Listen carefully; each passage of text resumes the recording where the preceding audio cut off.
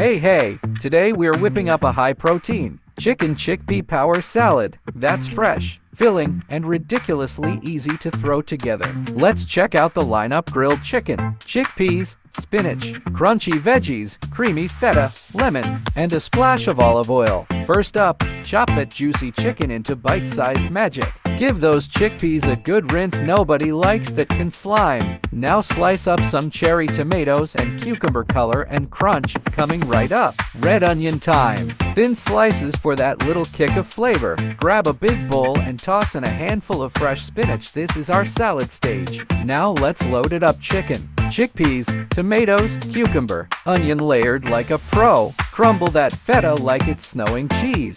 Now drizzle on some olive oil and hit it with a squeeze of lemon. Zing! Grab your tongs and give it a good toss. Make sure every bite gets some love. Scoop it into a bowl and hit it with just a little more feta, because why not? Boom! You've got tender chicken, creamy chickpeas, crisp veggies, and bold flavor all in one bowl.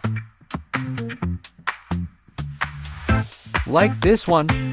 Smash that subscribe button for more tasty recipes from another How to Gura.